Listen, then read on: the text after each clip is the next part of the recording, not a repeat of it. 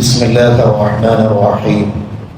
പ്രിയമുള്ള സഹോദരന്മാരെ, വ്രതവിശുദ്ധിയുടെ ആദ്യ 10 നാളുകളിൽ നമ്മൾ അമിതമായി റബ്ബിനോട് യാചിക്കുന്ന ഒരു പ്രാർത്ഥനാ വാക്യമാണ് അല്ലാഹുമ്മ റഹംനി യാ അർഹമർ റഹീമീൻ. സൃഷ്ടികളോട് അമിതമായി കാരുണ്യം ചെയ്യുന്നവനായ നാഥ, നീ എന്നോട് കരുണ ചെയ്യണമേ എന്നാണ് അതിൻ്റെ അർത്ഥം. ഈ പവിത്രമായ ദിനങ്ങളിൽ നമ്മൾ ആഗ്രഹിക്കുന്ന പല കാര്യങ്ങൾക്കും നമ്മൾ ദുആ ചെയ്യാറുണ്ട്.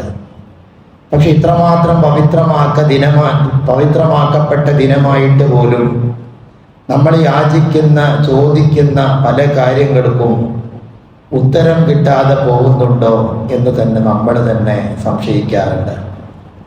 നമ്മൾ അല്ലാഹുവിനോട് ചോദിച്ചാൽ എന്തും നൽകുമെന്ന് വിശുദ്ധ ഖുർആനിലൂടെയും ഹദീസിലൂടെയും ഒക്കെ പഠിപ്പിക്കുന്നുണ്ട്. പക്ഷെ നമ്മൾ ആഗ്രഹിക്കുന്ന പല കാര്യങ്ങളും ചോദിക്കുമ്പോൾ ഉത്തരം ലഭിക്കുന്നതായി നമ്മൾ കാണുന്നില്ല. അങ്ങനെയുള്ള സംശയങ്ങൾക്ക് ദൂരീകരണം നൽകുന്നതാണ് ഒരു ഗുരു തൻ്റെ ശിഷ്യന്മാരോട് പറയുന്ന ഒരു കഥ. ഒരു കപ്പല് ഒരു നടുക്കടലിലൂടെ സഞ്ചരിക്കവെയായിരുന്നു ഒരു കൊടുങ്കാറ്റ് വന്ന് അതിനെ തകർത്ത് കളഞ്ഞത്. യാത്രക്കാരിൽ ഒരാളല്ലാത്ത മറ്റെല്ലാവരും മരണത്തിന് കീഴടങ്ങി. നീന്തൽ അഭ്യാസത്തിൽ വളരെ മികവുള്ളത് കൊണ്ടും തിരമാലകളുടെ തള്ളൽ കൊണ്ടും ഒരു മനുഷ്യൻ മാത്രം കരയിലേക്ക് അടഞ്ഞു. അദ്ദേഹം കര കണ്ടപ്പോൾ ആവേശത്തോടെ സന്തോഷത്തോടെ ആ കരയിലേക്ക് ഓടിക്കയറി. പക്ഷെ പിന്നീടാണ് അദ്ദേഹത്തിന് ബോധ്യപ്പെട്ടത് ആരാരുമില്ലാത്ത ഏകാന്തമായ ഒരു ദ്വീപായിരുന്നു അത് എന്നുള്ളത്. അവിടെ കിട്ടാവുന്ന പഴങ്ങളും മത്സ്യവും മറ്റു മൃഗങ്ങളുടെ മാംസവും കഴിച്ച് ആ അരുവിയിലെ വെള്ളവും കുടിച്ച് അദ്ദേഹം ജീവൻ മുന്നോട്ട് നീക്കി. രാപ്പാർക്കാനായി അവിടെയുള്ള വസ്തുക്കളെ ഉപയോഗിച്ചുകൊണ്ട് ഒരു ചെറിയ കൂര അദ്ദേഹം നിർമ്മിച്ചു. അങ്ങനെ ദിവസങ്ങൾ കഴിഞ്ഞുപോയി. ഒരു ദിവസം സന്ധ്യാസമയത്ത് ഭക്ഷണം പാചകം ചെയ്യാൻ വെച്ച് ചുറ്റുവട്ടം ഒന്ന് നടക്കാൻ ഇറങ്ങി. തിരിച്ചു വരുമ്പോഴാണ് അദ്ദേഹം ആ കാഴ്ച കണ്ടത്. അദ്ദേഹത്തിന് ആകെയുള്ള അഭയമായിരുന്ന തൻ്റെ ആ കൂരക്ക് തീപിടിച്ച് അത് ചാമ്പലായി ചാരമായി കിടക്കുന്നു. ആരാരുമില്ല, കേൾക്കാനില്ല, ആരോടും പരിഭവം പറയാനില്ല. അദ്ദേഹം ആർത്തട്ടഹസിച്ചു. റബ്ബിനോട് പറഞ്ഞു, പടച്ചവനെ, ഞാൻ എത്രയോ നിന്നോട് പ്രാർത്ഥിച്ചു, ഒരുപാട് പരീക്ഷണങ്ങൾക്ക് ഞാൻ ഇരയായി. ഇപ്പോഴിതാ എനിക്കാകെയുള്ള അഭയമായിരുന്ന ഈ ഒരു ചെറിയ കൂരയും അതും നശിച്ചിരിക്കുന്നു. ഇനിയും നീ എന്നെ പരീക്ഷിക്കുകയാണോ എന്ന് റബ്ബിനോട് അദ്ദേഹം പറയുന്നുണ്ട്. അന്നേ രാത്രി അദ്ദേഹം സമയം തള്ളി നീക്കി.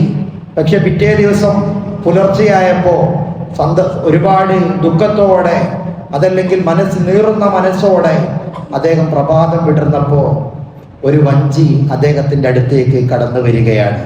ചെറിയൊരു യാത്രാ സംഘം അതിലുണ്ട്. അദ്ദേഹത്തിൻ്റെ അടുത്ത് വരുമ്പോൾ അദ്ദേഹത്തെ രക്ഷിക്കാൻ വേണ്ടിയാണ് അവർ കടന്നു വരുന്നത്. അദ്ദേഹം ആശ്ചര്യത്തോടെ അവരോട് ചോദിക്കുന്നുണ്ട്, നിങ്ങൾ എങ്ങനെയാണ് ഞാൻ ഈ ദ്വീപിലുള്ളത് തിരിച്ചറിഞ്ഞത്? നിങ്ങൾക്ക് എങ്ങനെയാണ് എന്നെ രക്ഷിക്കാൻ വേണ്ടി ഇവിടെ കടന്നു വരാൻ തോന്നിയത്? അവർ പറഞ്ഞു, ഇന്നലെ രാത്രി ഈ ദ്വീപിൽ നിന്ന് ഒരു തീയും അതുപോലെ അതിൻ്റെ പ്രകാശവും ഞങ്ങൾ കണ്ടപ്പോൾ മത്സ്യബന്ധനത്തിന് പോവുകയായിരുന്ന ഞങ്ങൾ വിചാരിച്ചു ആരോ ഈ ദ്വീപിൽ കുടുങ്ങിക്കിടക്കുന്നുണ്ട്. രക്ഷപ്പെടാനുള്ള ഒരു സിഗ്നലായിട്ട് തീ കത്തിച്ചതായിരിക്കാമെന്ന ഒരു തോന്നലാണ് ഞങ്ങളെ ഇങ്ങോട്ട് വരുത്തിയത് എന്ന് അവർ പറയുമ്പോൾ അപ്പോഴാണ് അദ്ദേഹം റബ്ബിൻ്റെ കാരുണ്യത്തെക്കുറിച്ച് തിരിച്ചറിയുന്നത്. കാരണം നമ്മൾ ആഗ്രഹിക്കുന്ന പല കാര്യങ്ങൾക്കും നമ്മൾ ഒരുപാട് പ്രാർത്ഥിക്കാറുണ്ട്. പക്ഷെ നമ്മൾ പ്രയാസപ്പെടുന്ന പ്രയാസങ്ങളുടെ അതിൻ്റെ പിന്നിലൊളിഞ്ഞിരിക്കുന്ന സന്തോഷങ്ങളെ ഒരുപക്ഷെ നമുക്ക് തിരിച്ചറിയാൻ കഴിയില്ല. നമുക്ക് നന്മയാണെന്ന് തോന്നുന്ന പല കാര്യങ്ങളും ഒരുപക്ഷെ തിന്മയായിരിക്കാം. അതല്ലെങ്കിൽ നമ്മുടെ മനസ്സിനെ അലട്ടുന്ന പല പ്രയാസങ്ങളും പിന്നീട് അത് നന്മയായി തീരുന്ന എത്രയോ അനുഭവങ്ങൾ നമ്മുടെ ഒക്കെ ജീവിതത്തിൽ ഉണ്ടാവാറുണ്ട്. ഒരുപക്ഷെ നമ്മൾ പല കാര്യങ്ങൾക്കും പ്രാർത്ഥിക്കുമ്പോൾ മഹാന്മാരായ പണ്ഡിതന്മാർ തന്നെ പഠിപ്പിക്കുന്നുണ്ട്, എന്ത് കാര്യത്തിന് ദുആ ചെയ്യുമ്പോഴും ഖൈറിനെ തേടിയാണ് നമ്മൾ പ്രാർത്ഥിക്കേണ്ടത്. നമ്മൾ എന്തെങ്കിലും ഒരു വിവാഹം ഉറപ്പിച്ചു, ആ വിവാഹം തന്നെ നടക്കാൻ വേണ്ടി നമ്മൾ അങ്ങനെ ശാഠ്യം പിടിക്കാൻ പാടില്ല. അതല്ലെങ്കിൽ എന്തെങ്കിലും ജോബ് വാക്കൻസി കണ്ടു, അതിലേക്ക് തന്നെ നമ്മൾ നിയമിക്കപ്പെടണമെന്ന് പ്രാർത്ഥിക്കരുത്. അതേസമയം എനിക്ക് ഹൈറായത്, അത് ഹൈറാണെങ്കിൽ നീ നൽകണമേ, അത് ഹൈറാണെങ്കിൽ എന്നെ നീ അതിലേക്ക് അടുപ്പിക്കണമേ എന്നാണ് ഒരു വിശ്വാസി പ്രാർത്ഥിക്കേണ്ടത്. കാരണം ഭാവിയും വർത്തമാനവും ഭൂതവും കൃത്യമായി അറിയുന്ന പടച്ച റബ്ബിന് നമുക്ക് ഏതാണ് യുക്തമായത് എന്നുള്ളത് നമുക്കറിയില്ല. റബ്ബാണ് അതെല്ലാം തീരുമാനിക്കുന്നത്. അതുകൊണ്ടാണ് ഹബീബായ റസൂലുള്ളാഹി സ്വല്ലല്ലാഹു അലൈഹി വസല്ലം ഒരു ഹദീസിലൂടെ പഠിപ്പിക്കുന്നുണ്ട്, ഒരടിമ മാമിൻ അബിദിൻ യദുഉല്ലാഹ ബിദഅവത്തിൻ ലൈസ ഫീഹാ ഇസ്മുൻ വലാ ഖതിഅതു റഹ്മിൻ ഇല്ലാ അഅതാഹു ബിഹാ ഇഹ്ദാ സലാസ്. ഒരു അടിമ റബ്ബിനോട് പ്രാർത്ഥിക്കുമ്പോൾ എങ്ങനെയാണെങ്കിലും അതിന് മൂന്നാല് രൂപത്തിൽ അല്ലാഹു തആല ഉത്തരം നൽകുന്നുണ്ട്. ഇമ്മാ അൻ തുഅജ്ജല ലഹു ദഅവതുഹു ഫിദ്ദുനിയ, ഒരുപക്ഷെ അവൻ പ്രാർത്ഥിച്ച യാചിച്ച കാര്യം ദുനിയാവിൽ വെച്ച് തന്നെ വളരെ പെട്ടെന്ന് പടച്ച റബ്ബ് ഉത്തരം കൊടുക്കുന്നതുണ്ട്. വഇമ്മാ അൻ തുദ്ദഖറ ലഹു ഫിൽ ആഖിറ, ഒരുപക്ഷെ അവൻ ഒരുപാട് ചോദിച്ചിട്ടുണ്ട്, അല്ലാഹു അത് ദുനിയാവിൽ വെച്ച് കൊടുക്കുന്നില്ല, പകരം അവന് അതിനേക്കാൾ യുക്തമായത് ആ ചോദിച്ചതിന്റെ പ്രതിഫലമായിട്ട് അതിനെ പരലോകത്തേക്ക് കാത്തു സൂക്ഷിക്കുകയാണ് പടച്ച റബ്ബ് ചെയ്യുന്നത്. അതല്ലെങ്കിൽ സമാനമായ അത്തരത്തിലുള്ള തീക്ഷ്ണമായ പരീക്ഷണങ്ങളിൽ നിന്ന്, അനുഭവങ്ങളിൽ നിന്ന് അദ്ദേഹത്തെ പരിരക്ഷിച്ചുകൊണ്ടായിരിക്കാം പടച്ച റബ്ബ് ഉത്തരം നൽകുന്നത്.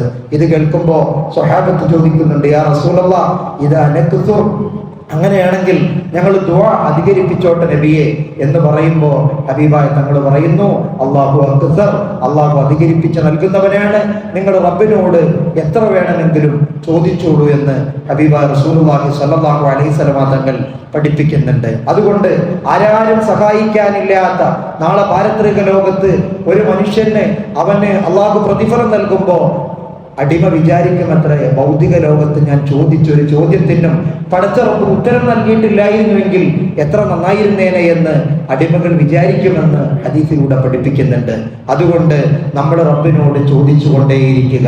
ഏത് വിഷയത്തിലും ഖൈറിന് വേണ്ടി നമ്മൾ തേടിക്കൊണ്ടേയിരിക്കുക. നമ്മുടെ മനസ്സ് നന്മയാണെന്ന് വിചാരിക്കുന്ന പല കാര്യങ്ങളും ഒരുപക്ഷെ തിന്മയായിരിക്കാം, അതല്ലെങ്കിൽ അതിൽ നമുക്ക് പരീക്ഷണം ഉണ്ടായിരിക്കാം, അതല്ലെങ്കിൽ നമ്മൾ തിന്മയാണ്, ഇതെന്തുകൊണ്ട് എന്നെ മാത്രം വേട്ടയാടുന്നു എന്ന് വിചാരിക്കുന്ന പല കാര്യങ്ങളുടെയും പിന്നാമ്പുറങ്ങളിൽ സന്തോഷങ്ങൾ ഒളിഞ്ഞിരിപ്പുണ്ടാവും എന്നതാണ് നേരത്തെ നമ്മൾ സൂചിപ്പിച്ച ആ കഥയിലും നമ്മെ ധൈര്യപ്പെടുത്തുന്നത്. അതുകൊണ്ട് പ്രതീക്ഷ കൈവിടാതെ നമ്മുടെ ആവശ്യങ്ങൾക്ക് വേണ്ടി റബ്ബിനോട് ചോദിച്ചു കൊണ്ടേയിരിക്കുക. കാരുണ്യത്തിന്റെ അല്ലാഹു കാരുണ്യം വർഷിപ്പിക്കുന്ന പ്രധാനപ്പെട്ട 10 ദിനങ്ങൾ നമ്മിലൂടെ കടന്നു പോകുമ്പോൾ റബ്ബിനോട് യാചിച്ചു കൊണ്ടേയിരിക്കുക. ഖൈറാത്തുകൾക്ക് വേണ്ടി നമ്മൾ തേടിക്കൊണ്ടേയിരിക്കുക. അല്ലാഹു തൗഫീഖ് നൽകി അനുഗ്രഹിക്കുമാറാവട്ടെ.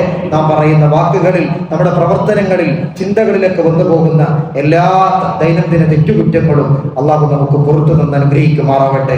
നമ്മിൽ നിന്ന് വിട പറഞ്ഞ് വിവിധ മക്ബറകളിൽ കഴിയുന്നവർ, നമ്മുടെ പള്ളിക്ക് ചുറ്റും വിശ്രമിക്കുന്നവർ എല്ലാവരിലേക്കും അല്ലാഹുവിന്റെ മിഥുന സ്വഭാവം എത്തിച്ചു കൊടുത്ത് അനുഗ്രഹിക്കുമാറാവട്ടെ. വിശുദ്ധ റമളാൻ അനുകൂലമായി സാക്ഷി നിൽക്കുന്നവരുടെ കൂട്ടത്തിൽ അല്ലാഹു നമ്മെയും നമ്മിൽ നിന്ന് നാമുമായി ബന്ധമുള്ളവരെയും അല്ലാഹു ഉൾപ്പെടുത്തി അനുഗ്രഹിക്കുമാറാവട്ടെ. അസ്സലാമു അലൈക്കും വറഹ്മത്തുള്ളാഹി വബറകാതുഹു.